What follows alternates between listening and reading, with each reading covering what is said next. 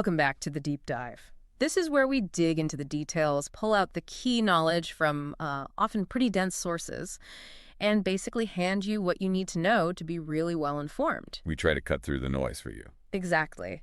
And today, we're looking at something pretty fascinating. It's where, classic car preservation meets really cutting-edge technology. We're talking paint protection film, PPF, and the tricky decisions involved when you think about putting it on a classic car.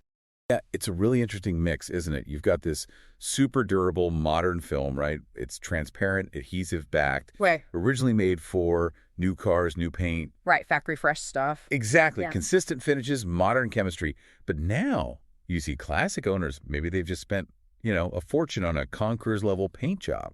Hundreds of thousands sometimes. Easily. And they're looking at PPF and thinking, could this be the way to actually lock in that investment, protect it for, the next generation? And that is precisely our mission for this deep dive. We're sifting through industry advice, technical info, and, really importantly, stories from owners. The good and the, frankly, terrifying. Yeah, there are definitely some horror stories out there. For sure. We want to figure out what actually happens when you put this modern film on paint and panels that could be 50, 60 years old. The goal is to give you, the listener, the full picture, the risks, the rewards, what you absolutely must know before you even consider this. And this deep dive is presented by Bluewater Auto Restoration. That's right. Welcome back, everyone. This is week 42 of the 2025 Bluewater Auto Restoration Series. We drop new content every Saturday morning, so thanks for tuning in. Okay, so maybe the first thing to establish, the kind of foundational point here, is that PPF looks simple. It's just a clear film, right? But it's success on a classic that depends entirely on what's underneath. The condition of that paint, the prep work, it's everything. Preparation is key. Got it. So let's start with a story, a real-world example that really highlights the dilemma. This involves a fantastic vehicle nicknamed Rosarito. Ah, yes, the Samba bus, a 1966 VW. The sources say it's a 23-window model, which is, super desirable. Though, interestingly, one commenter online was adamant, based on where it was bought in California, it had to be a 21-window. Hey, the details matter to enthusiasts. They really do.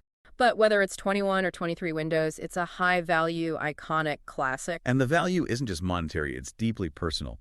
This specific Samba, Titian red and beige gray, was bought brand new back in '66. Century Motor Sales, Alhambra, California. And right away, it became part of the Bell family's story. Yeah, it moved them from L.A. up to Calgary, Alberta. And then pretty soon after is the car that brought newborn James Bell home from the hospital. Wow. So you just can't replace that kind of history. Decades later, James Bell is now the caretaker. The car's back in Southern California. And it got that nickname, Rosarito. Apparently from a high school trip James took with friends down to Baja. Sounds like one of those trips. Huh. Probably best not to ask too many questions there. But that connection, that history, is why the restoration was so extensive. It took years, finally wrapped up in 2020. And what's really interesting is James Bell's day job. He's actually head of PR for Kia America, so he's surrounded by brand new high-tech cars all day long. But his heart is clearly with this vintage VW. Absolutely. And that leads us right to why Rosarito is such a perfect case study for PPF.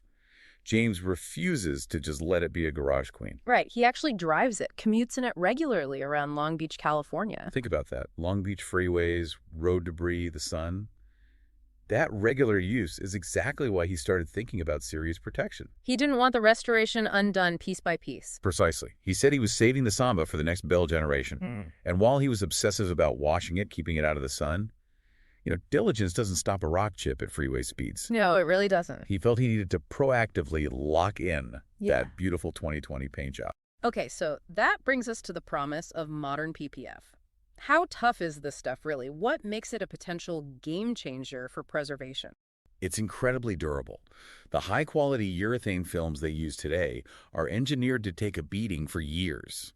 Sources say on a typical daily driver, a modern car, you can easily expect 10 years of protection. 10 years on a daily, that's pretty impressive. It is. Now, think about applying that to a classic like Rosarito.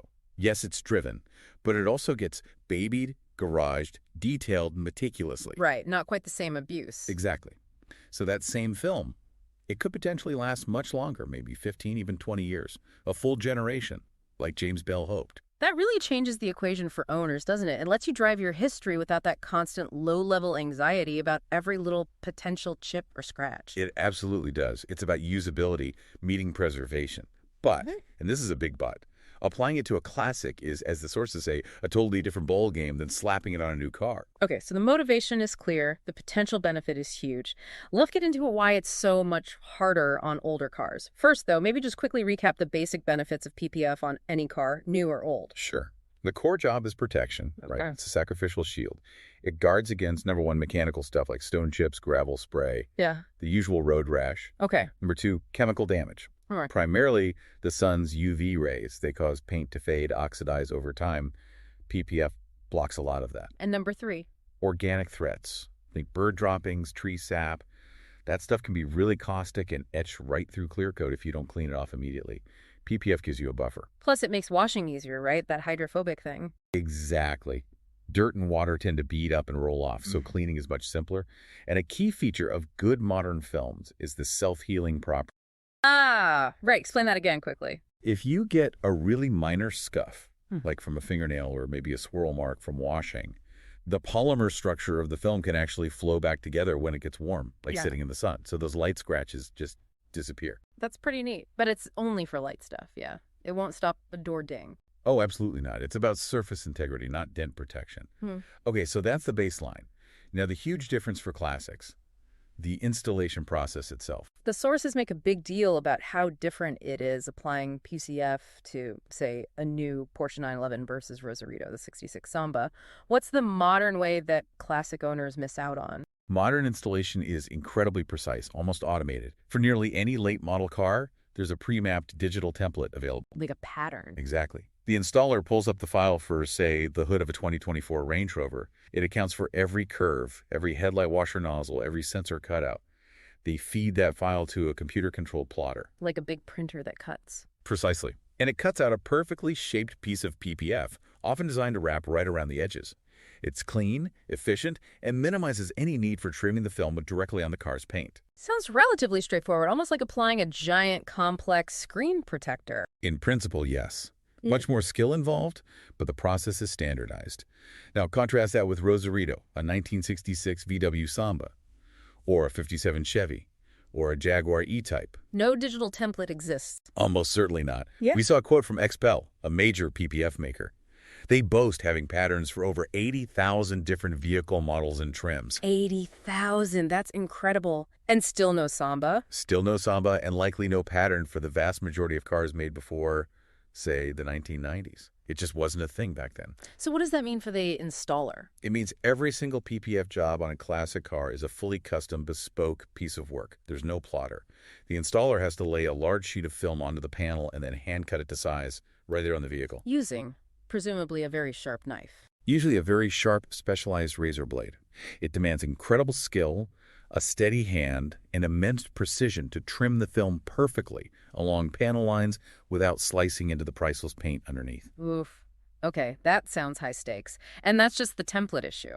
You mentioned another big challenge with old cars. Yeah, it's the variability. New cars come off the assembly line with incredibly tight, consistent panel gaps. The paint thickness is measured in microns and is usually very uniform. Robotically applied. Right? Old cars, especially ones that have been restored, maybe multiple times over decades, forget about it. Panel gaps might be uneven. Body lines might not be perfectly straight after 50 years or past repairs. There might be subtle waves in the sheet metal. Exactly. And the paint itself. Who knows how thick it is in different spots? What kind of paint is it? How well did the last painter prep the surface underneath? This huge variability affects how the film lies down, how it stretches, how the adhesive bonds. So it's not just the lack of a pattern, it's that the canvas itself is unique and potentially unpredictable under the surface. You got it. We've gone from a near-automated process on new cars to pure high-risk artistry on classics, where the installer is constantly adapting to the individual car's quirks. Okay, so if it's a custom job demanding serious skill, finding the right person is clearly everything. This isn't something you shop around for based on the cheapest quote. Absolutely not. James Melfi from XPEL really hammered this point in the source material. You need an installer with specific experience on classic cars. Ideally, someone who can show you a portfolio, Photos of vintage vehicles they've wrapped. They need the skills of both a detailer and almost a surgeon, right? Especially for that hand trimming. That's a good way to put it. The advice given is really practical. You need to build a relationship with a potential installer. Go visit their shop. Ask a ton of questions. Ask for references from other classic car owners. Don't be afraid to walk away if you don't feel comfortable. Exactly. You might need to talk to several shops before you find someone you genuinely trust with, let's face it, an irreplaceable piece of automotive history. And before you even hire someone, there's a diagnostic step needed, right? Assessing the paint itself. Yes, this is crucial. You ideally want an independent assessment of the paint's condition. Some sources suggest going to a high-end restoration shop, even if they don't do PPF themselves. They often have tools like paint depth gauges. To measure how thick the paint is. Exactly.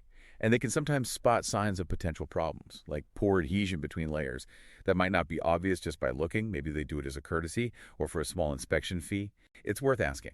Because the big danger isn't really putting the film on, it's taking it off years later. That leads us to the mandatory paint stability checks. Non-negotiable. This is the absolute linchpin. The adhesive on these films is strong, really strong. If the paint underneath isn't stable, meaning if it's already starting to lift, crack, or separate from the primer or the metal, then the PPF basically acts like a giant piece of duct tape. Precisely. When you eventually go to remove that film years down the road, it's going to pull that unstable paint right off with it. And that's a disaster. So stability is the key factor, not necessarily originality or the type of paint. A lot of classics have older lacquer or enamel finishes, not modern base coat, clear coat. The type matters less than the condition. You can put PPF over original single-stage paint or over multiple repaints, but only if that top layer, whatever it is solidly bonded to what's underneath it. What's the risk with older paints then? Older finishes, especially lacquers, can become brittle over time. They might lose their flexibility, they might get porous. They just don't have the resilience of a modern urethane clear coat. So the installer must carefully inspect for any signs of delamination, especially around